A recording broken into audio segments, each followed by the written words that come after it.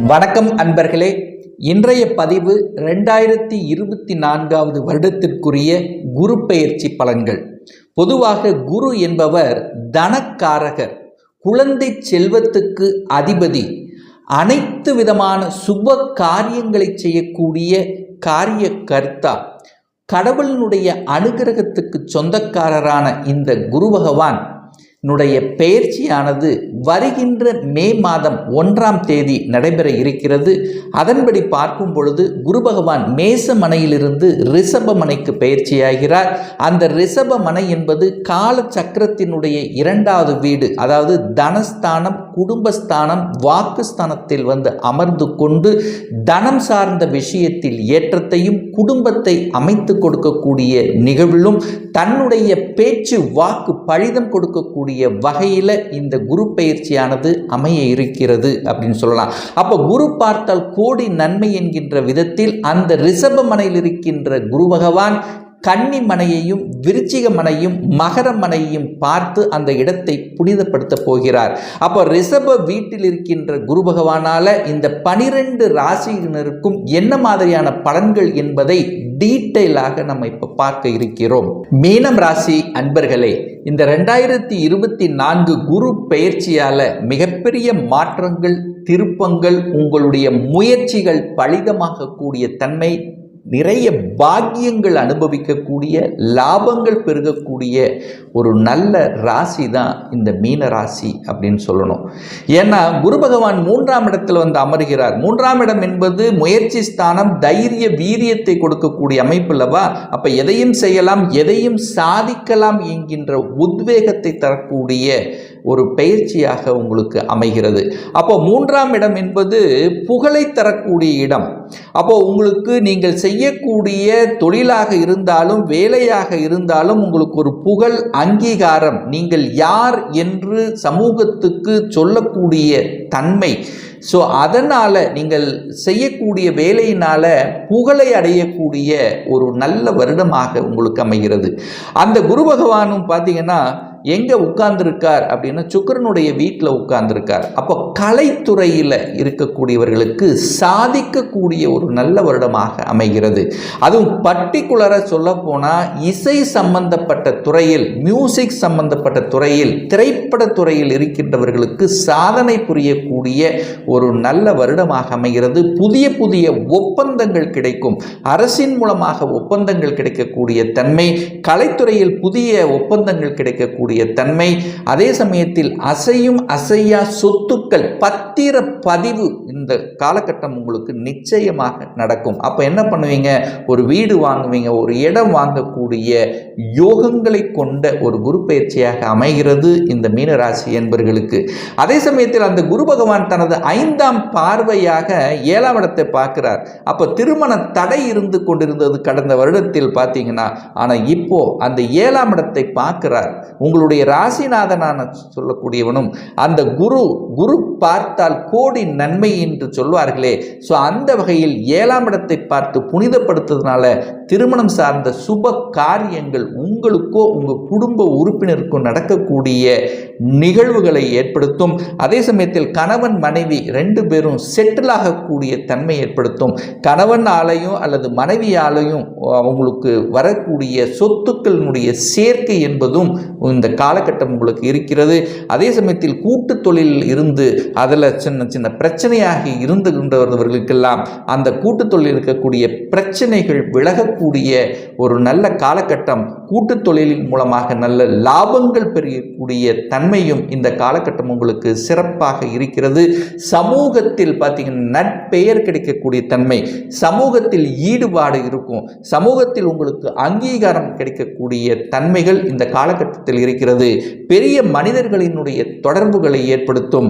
அரசு சார்ந்த துறையில் இருப்பவர்களுக்கு புதிவகாக, அதாவது அரசு சம்பந்தப்பட்ட புதிய ஒப்பந்தங்கள் கிடைக்கும், அல்லது அவர்களுக்கு அரசு சம்பந்தப்பட்ட துறையில் இருப்பவர்களுக்கு இடமாற்றங்களும் ப்ரமோஷனும் கிடைக்கக்கூடிய ஒரு நல்ல காலகட்டமாக அமைகிறது.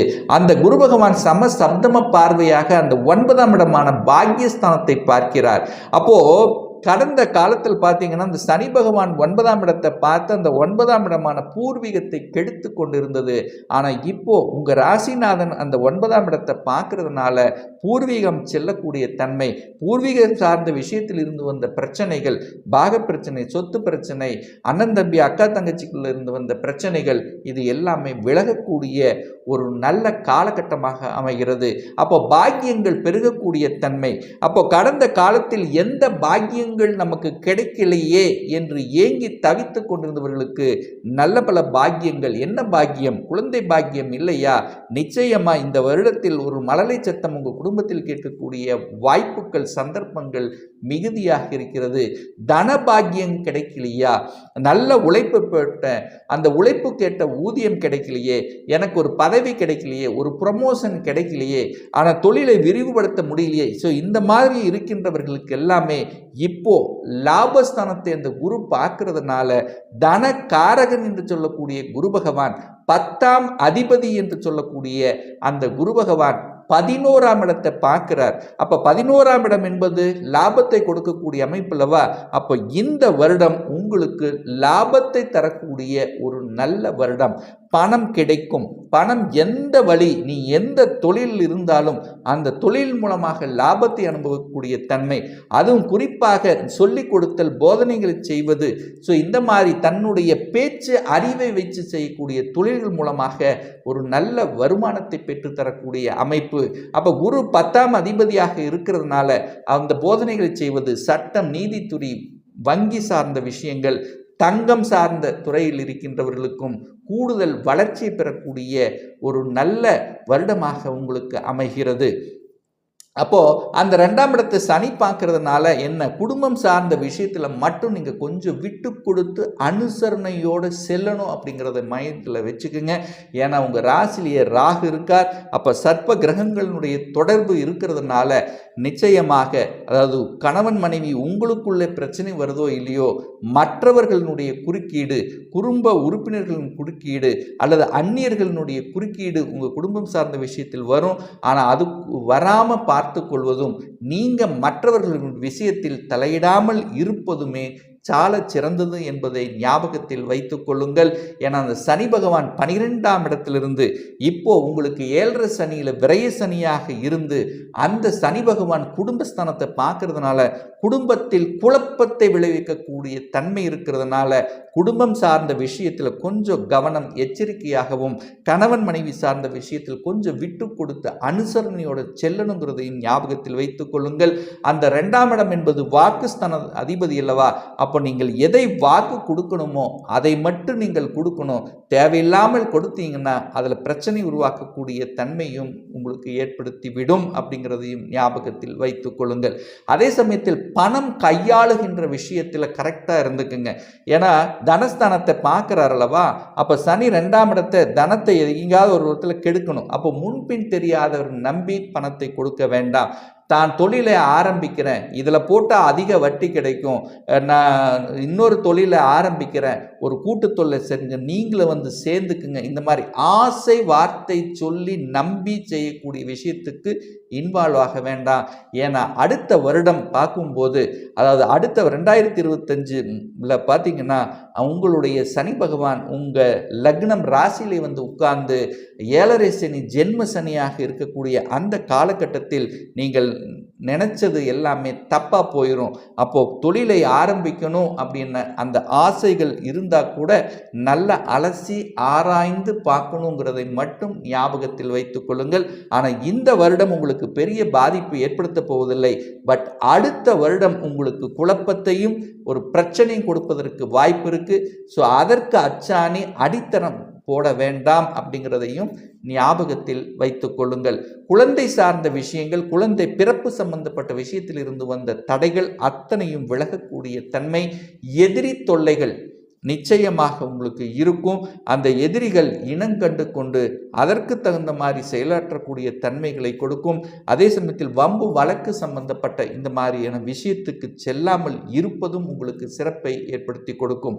சனி பகவான் 12ஆம் இடத்தில் ஆட்சி பலம் பெற்று வலிமையாக இருக்கிறதுனாலையும் அந்த ராகு பகவான் உங்கள் ராசியிலேயே இருக்கின்ற காரணத்தால் எந்த ஒரு புதிய முயற்சி எடுத்தாலும் ஒரு தடவைக்கு 2 தடவை ரொம்ப யோசித்து செயல்படுத்தணும் அப்படிங்கிறதையும் ஞாபகத்தில் வைத்துக் கொள்ளுங்கள்.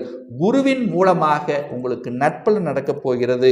குருமார்களினுடைய ஆசீர்வாதம் கிடைக்கப் போகிறது. கடவுளினுடைய அனுக்கிரகம் உங்களுக்கு கிடைக்கப் போகிறது. தொழிலில் மேன்மை தரப்போகிறது. ஏன்னா தொழில் ஸ்தானத்தின் அதிபதி தான் அந்த குரு பகவான் அல்லவா. அப்போ அந்த குரு பகவான் 3ஆம் இடத்திலிருந்து பாக்கியஸ்தானத்தை பார்க்கிறார். ஒரு நல்ல பாக்கியம் உங்களுக்கு கிடைக்கப் பெறுகிறது அப்படிங்கிறதையும் நீங்கள் ஞாபகத்தில் வைத்துக் கொள்ளுங்கள். அதே சமயத்தில் வெளிநாட்டு சார்ந்த விஷயங்கள், அந்நிய மதத்தினர் மூலமாக சில பல நல்ல காரியங்கள், அதாவது ஒரு வெளிநாட்டு தொடர்புகளை உருவாக்கக்கூடிய தன்மைகள், வேலை அப்படின்னா வெளிநாட்டு வேலை என்பது உங்களுக்கு இருக்கக்கூடிய தன்மை. ஒரு சிலருக்கு பார்த்தீங்கன்னா இந்த இம்போர்ட் எக்ஸ்போர்ட், அதாவது வெளிநாட்டு தொடர்புகளை உருவாக்கக்கூடிய வாய்ப்புகளும் சந்தர்ப்பங்களும் இருக்கிறது. உங்கள் ராசிநாதன் குரு அங்கிறதுனால இந்த குரு பயிற்சியால் ஒரு நல்ல யோகத்தையும் அதிர்ஷ்டத்தையும் பெறணும் அப்படின்னா ஒவ்வொரு வியாழக்கிழமை என்று தட்சிணாமூர்த்தியை சென்று வழிபடுவதும், அல்லது இந்த வருடத்தில் ஒரு முறையாவது திருச்செந்தூரில் இருக்கக்கூடிய முருகப்பெருமானை வழிபடுவதும் அனைத்து விதத்திலும் உங்களுக்கு நன்மையை ஏற்படுத்தி கொடுக்குங்கிறதுல எந்தவித மாற்று கருத்தும் கிடையாது. இப்போ நான் சொன்னது கோச்சார ரீதியான ஒரு பொதுவான பலன்கள். உங்கள் ஜாதகத்தில் குரு பகவான் எப்பேற்பட்ட நிலையில் இருக்கார், அதாவது ஆட்சி பலத்துடன் இருக்காரா, இல்லை உச்ச பலத்துடன் இருக்காரா, இல்லை மூலத்திரிகோண பலன் அல்லது நீசமாக இருக்காரா, அல்லது திக்பலத்துடன் இருக்காரா அப்படிங்கிறத பாருங்க. அதே சமயத்தில் குரு பகவான் சுப கிரகங்களுடைய பார்வை பெற்றிருக்கா, அல்லது அசுப கிரகங்களுடன் இணைகிறார்களா, அல்லது பார்த்திருக்காரா, என்ன தசாபுத்தி, இதை பொறுத்தும் அதனுடைய பலன்கள் வேறுபடும். ஒரு துல்லிய பலன் வேணும் அப்படின்னா உங்கள் ஜாதகத்தில் கிரகங்கள் எப்படி இருக்கிறது, அதாவது 9 கிரகங்கள் எப்படி இருக்கு, என்ன மாதிரியான ஆதிபத்தியம், எத்தனை டிகிரியில் இருக்கார், இப்போ என்ன நடப்பு, தசா புத்தி அந்தரம் சூட்சமம், இவைகளை வைத்துக்கொண்டு நீங்கள் கேட்கக்கூடிய எந்த கேள்வியாக இருந்தாலும் சரி, இந்த வருடத்தில் சொந்த தொழில் செய்வதற்கான விதி கொடுப்பினை நம்முடைய ஜாதகத்தில் இருக்கா, அப்படி இருக்கக்கூடிய பட்சத்தில் எப்போ நம்ம சொந்த தொழிலை ஆரம்பிக்கலாம், இப்போ நான் +2 முடிச்சிட்டேன், என்ன படிக்கலாம், என்ன கோர்ஸ் எடுத்து படித்தால் நமக்கு நன்று, என்ன வேலை நமக்கு கிடைக்கும், எப்போ வேலை கிடைக்கும், எப்போ ப்ரமோஷன் கிடைக்கும், எப்போ நமக்கு திருமணம் நடக்கும், எப்போ நமக்கு குழந்தை பாக்கியம் அமையும், இது போன்ற கேள்விகளுக்கு துல்லிய பதிலை நம்மால் கூற முடியும். ஒரு பர்சனல் கன்சல்டேஷன் எடுத்துக்கணும், அதாவது உங்களுடைய ஜாதகம் பார்க்கணும் என்று விருப்பமுடைய அன்பர்கள் டிஸ்பிளே தெரியக்கூடிய நம்பருக்கு வாட்ஸ்அப் மூலியமாகவோ ஃபோன் கால் மூலமாகவோ தொடர்பு கொண்டு அப்பாயின்மெண்ட் பெற்றுக்கொண்டு கன்சல்டேஷன் எடுத்துக்கலாம். இந்த பதிவு நிச்சயமாக உங்களுக்கு ஏதாவது ஒரு ரூபத்தில் யூஸ்ஃபுல்லாக இருக்கும் அப்படிங்கிறது நினைக்கிறேன். அப்போது நிச்சயமாக, அதாவது லைக் பண்ணுங்கள், கமெண்ட் பண்ணுங்கள், உங்கள் நண்பர்களுக்கும் உறவுகளுக்கும் ஷேர் செய்யுங்க. நம்ம சேனலை ஃபஸ்ட்டு டைம் நீங்கள் பார்ப்பவர்கள் என்றால் மறக்காமல் சப்ஸ்கிரைப் பண்ணிக்கிங்க. பக்கத்தில் இருக்கின்ற பெல் பட்டன் மற்றும் ஆல் நோட்டிஃபிகேஷனை கிளிக் பண்ணும்போது நான் போடக்கூடிய அடுத்தடுத்த பதிவுகள் உங்களுடைய நோட்டிஃபிகேஷனில் வந்து சேரும்.